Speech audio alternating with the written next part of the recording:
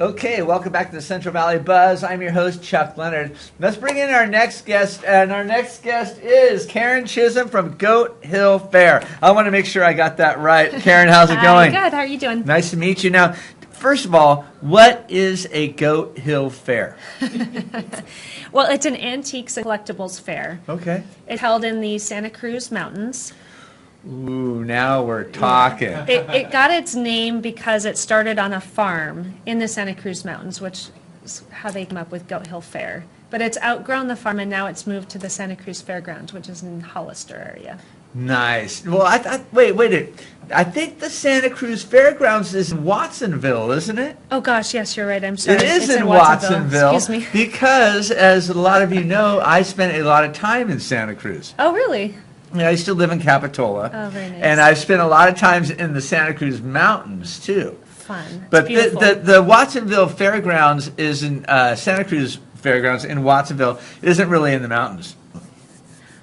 Oh, well, for me in the Central Valley, it's so far here. You're going to go over quite a few mountains before you get there, That's right, but right. It's not hard to get to. What are the dates on these? The next show is May 17th and 18th, Right. and then there's also one in the fall. Now, have you done one before? I have. I did the last show with Cindy, and it was a great experience. I'm from Central Valley here, and it was a lot of fun to go over and meet some wonderful people and other man, I bet vendors there's and some so great people over there. Oh, yeah. It's got to be better than a Ren Fair. Oh, it's great.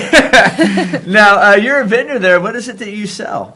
I sell vintage collectibles and upcycled items. I have a small shop in Old Town Clovis, and we packed up and did a booth over there. It's the first time we've done anything outside of the Central Valley, and it was a great experience. That upcycled, recycled stuff's getting real popular, isn't it? It is. It's very popular. Do you make it yourself, or do you just find stuff yourself? We do both. Okay. Mm-hmm. Sometimes we just find unique items, and other times we take those items and turn them into something else. Oh, tell me about some unique stuff that you found.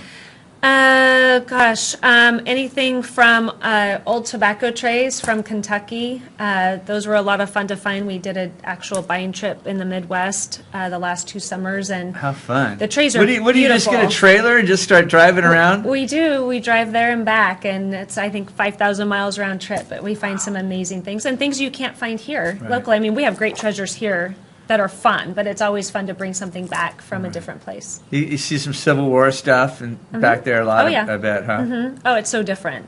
Now, tell me about something that you found that you turned into something else. So, something that we've done recently, we found an old set of lockers. We turned them into a media console and another set into a bookcase. How'd that work? Oh, it was great. You just take the lockers, and my husband's real handy, and he used some old doors and surrounded the lockers with wood top, wood bottom, some neat old caster wheels, and you can use it in a lot of different rooms, bedroom, front room. Sounds real cool. Yeah, it's a lot of fun. How many vendors are going to be at this fair? There's going to be about 85 vendors at this fair. And when it started, it was only 40 vendors. So she's really doubled her size with this fair. And it's like a family as far as the vendors go. Everybody just loves to see each other. And it's a lot of fun to go to. And what else is going to be going on out there besides just the vendors? Great food, music, and a lot of different things to see because the vendors were all so different. You know, when you talk about collectibles and antiques, there's anything from French antiques and collectibles that come straight over from Europe, and those are a lot of fun to see. Old Western pieces, and then other, old maps and globes, and so many different things. There's something for everybody. Now, you grew up here? I did. Born and raised. How'd you get into this? You know what? It was kind of an accident, but I have this fondness for letters and numbers and typography, and my husband came up with this. He cut me a set of letters out of metal and said, do something fun with these. And I found these old frames, and I framed the letter into an old vintage frame. And my neighbor, I gave it to her as a gift. And then somebody else wanted one, and somebody else wanted one. Cool. And frames turned into furniture, and then that turned into custom pieces. And here I am. Are you enjoying by yourself? Accident. Yeah. I mean, it sounds like you are. Oh, it's a lot of fun. And every day is new and an adventure, and that's a lot of fun. So. Awesome. Yeah, not just an office job, that's for sure. Awesome. Where's your store at in Clovis? It's on 4th Street in Old Town Clovis near Pulaski. And you sell a little bit of everything over there? We do sell a little bit of everything, but it's a lot of fun. We try to keep it as local as we can on the products, and definitely made in the USA. So it's a lot of fun to provide an opportunity for other local craftsmen here like myself to get their goods out.